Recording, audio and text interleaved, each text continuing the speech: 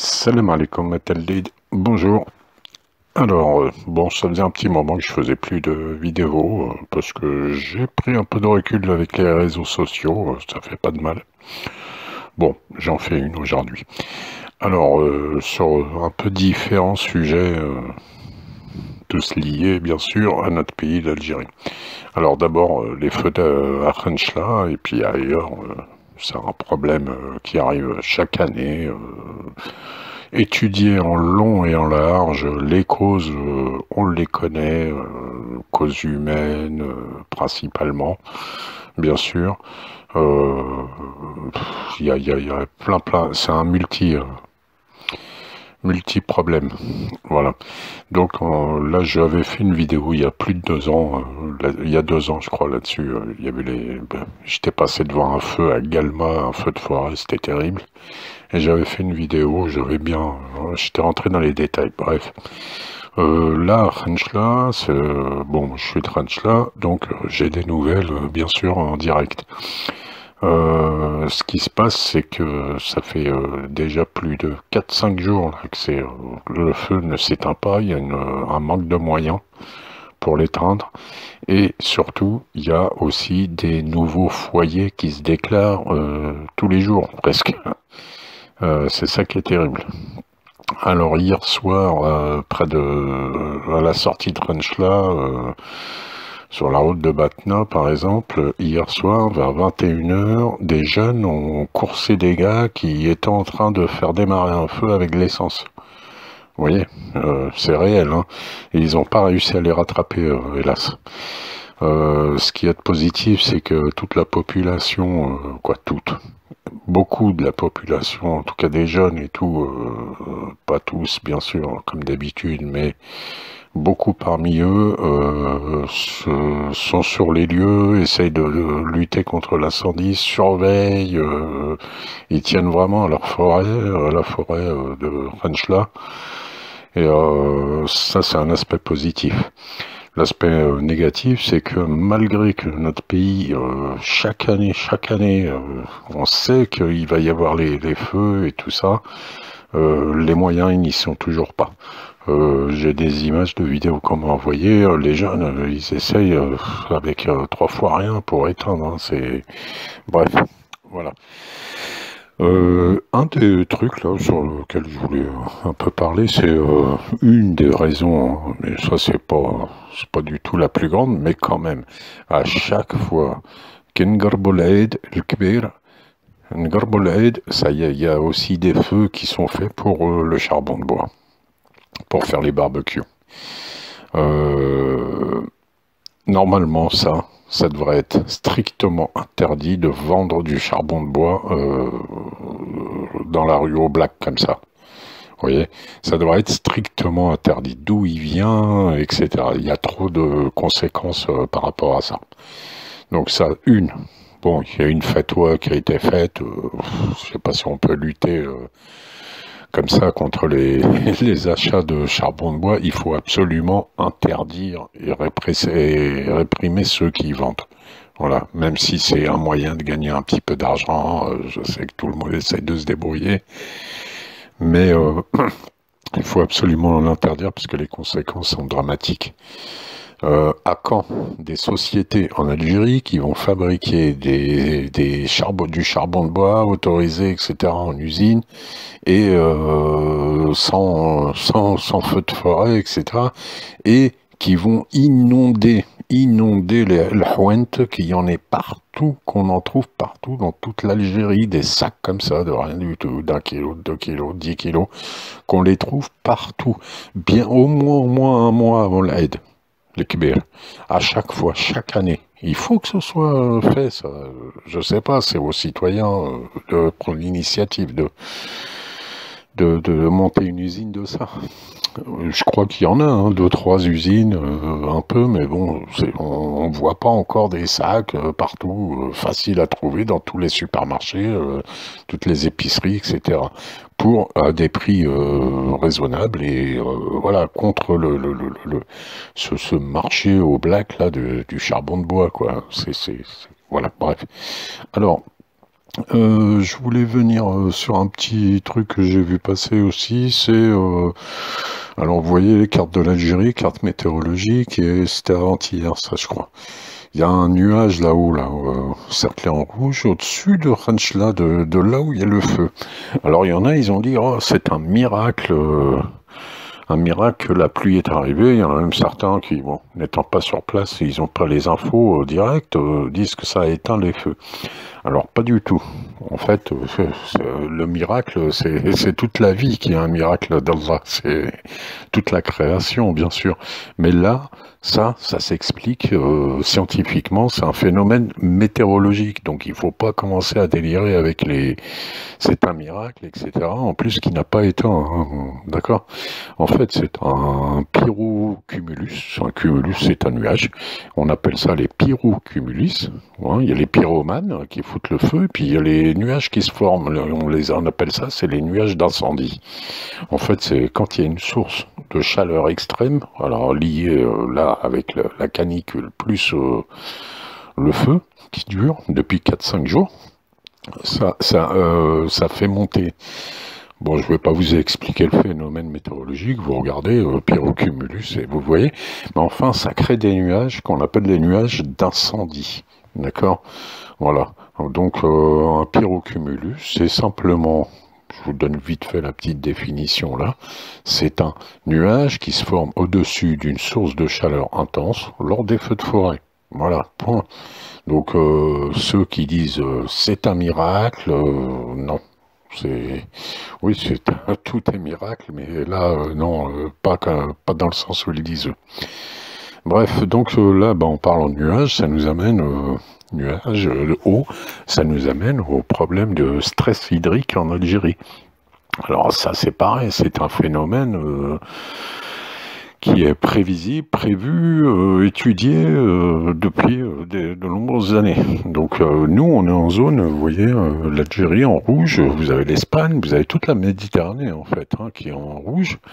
En 2020, c'était prévu, depuis voilà 2020, c'était prévu qu'il y a du stress hydrique, manque de pluie, donc manque de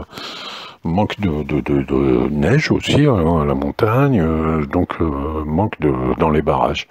Et comme la population elle est principalement concentrée dans le nord, vraiment dans la bande côtière, c'est là où ça consomme le plus en plus, et c'est là qu'il a plu le moins, on arrive au résultat qu'on a aujourd'hui. Vous voyez, il y a même la carte de 2040 qui est la projection. Vous voyez, ça sera pas que... Vous voyez, l'Algérie, c'est en vert, hein, les zones à stress hydrique dans le monde en 2040. Vous voyez, hein, là où il y en aura le plus de stress. Les zones roses, ils considèrent que c'est des zones plutôt, c'est Sahara, etc., des zones arides peu habitées, donc avec peu de demande d'eau. Donc ils les classent comme ça, en rose. Et le reste des zones, c'est des zones qui n'auront pas trop de problèmes. Donc toute l'Amérique du Sud, ça manque pas d'eau, hein, avec l'Amazonie, etc. Bref. Et l'Afrique, toute l'Afrique centrale non plus ne manque pas d'eau. Ne manquera pas d'eau, Inch'Allah. Mais vous voyez, même aux États-Unis, toute la Méditerranée, la Belgique, imaginez, la Belgique sera donc logée au même titre, à la même enseigne que l'Algérie. Alors nous, alhamdoulilah, on a un pays béni, hein, béni, vraiment ressources naturelles. On a l'usine de fer, là je saute du coq à l'âne, mais l'usine de fer qui va démarrer, Inch'Allah, qui va faire de nous un des leaders de fer dans le monde. Le phosphate à Tbessa aussi, l'usine de mine de Tbessa, enfin on a les ressources, le pétrole, le gaz bien sûr, le soleil, ça j'en parlerai après, mais on a aussi la nappe albienne, hein, la nappe albienne, donc ça, la nappe albienne, c'est une nappe d'eau douce souterraine qui est estimée à 40 000 milliards de mètres cubes. Donc qui n'est toujours pas exploité, etc. C'est un héritage, tout ça c'est des héritages hein, qu'on a hein, d'Allah, de la nature, le pétrole, etc. C'est pour ça que je dis c'est un pays béni qui a un héritage énorme. Après, il y a dans le Coran, Taklotoratha Klalema, qui dit Allah, Bismillah. Hein. Nous mangeons l'héritage sans limite, sans mesure. Alors jusqu'à maintenant, il n'a pas été surexploité du tout. Il n'est pas exploité, à part par les populations sur place, mais elles ne sont pas hyper nombreuses, c'est pas comme dans le Nord. Mais ça nous fait un super réservoir. D'ailleurs, qui sera un des sources de conflits plus tard, parce qu'avec ça, je peux vous dire qu'on sera une cible encore. Puisqu'il va y avoir les guerres de l'eau plus tard, etc. Enfin, c'est ce qu'ils disent. Bon, bref, donc ça, c'était pour faire un peu le topo entre le feu et l'eau. Et là, maintenant, je voulais passer, voilà, croire en l'avenir, puisqu'il va arriver, de toute façon. Donc on a aussi le solaire, j'en parlais. Donc regardez, on a une super usine c'est près de Batna là. C'est Ores Solaire qui produit des panneaux solaires 100% Algérie, une grande usine performante. Voilà, qui donc pour la transition énergétique, etc. Ça pourrait être intéressant. Donc ils pourront bosser, se développer.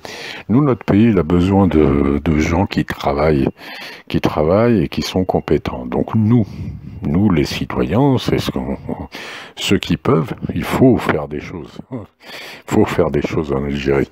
Et c'est comme ça qu'on créera de la richesse, créeront de l'emploi, etc. Ça, je viendrai au cercle vertueux juste après. Je prends un autre exemple, qui produisent le pneu série Ores aussi, hein, parce que c'est les Ores qui sont à l'honneur là dans cette vidéo.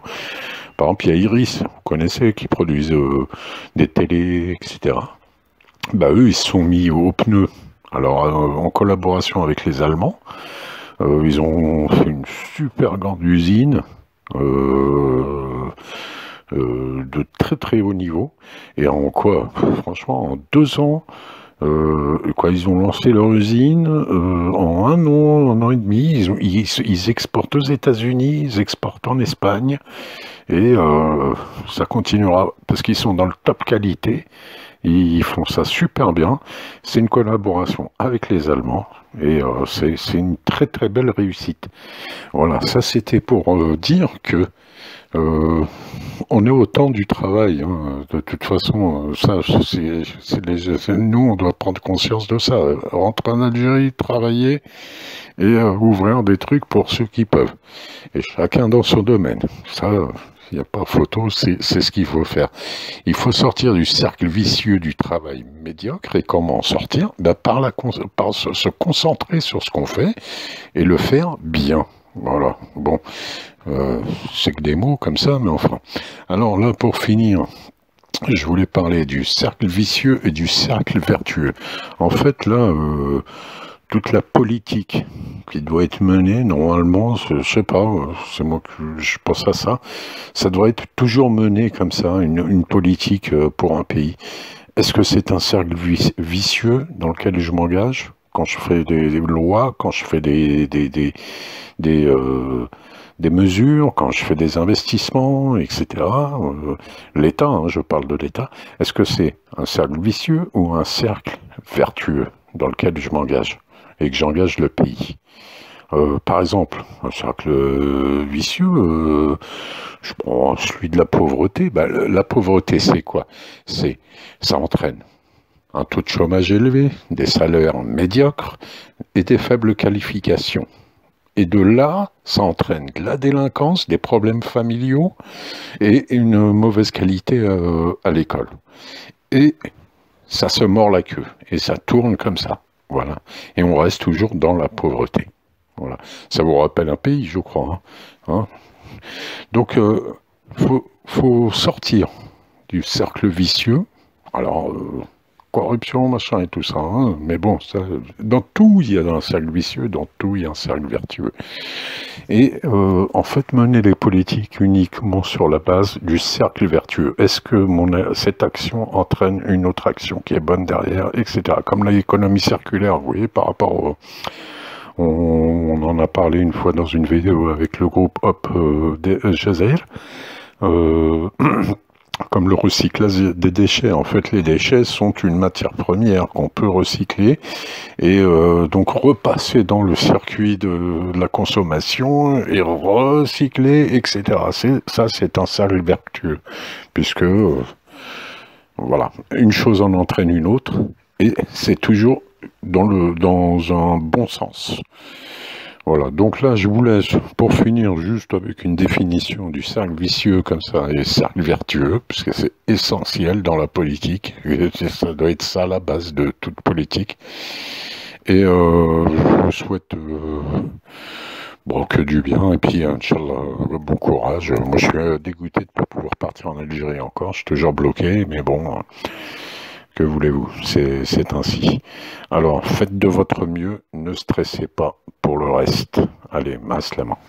Alors, cercle vertueux, voilà une expression relativement populaire, mais depuis quelques dizaines d'années, elle est encore assez neuve, hein. Et un cercle vertueux désigne une suite de situations et de conséquences qui vont en s'améliorant, qui vont dans le bon sens, et qui produisent des effets chaque fois plus positifs. Ça se répète. Et l'expression est plus ou moins née d'un jeu de mots, ou en tout cas du retournement d'une expression précédente, et elle beaucoup plus ancienne, un cercle vicieux.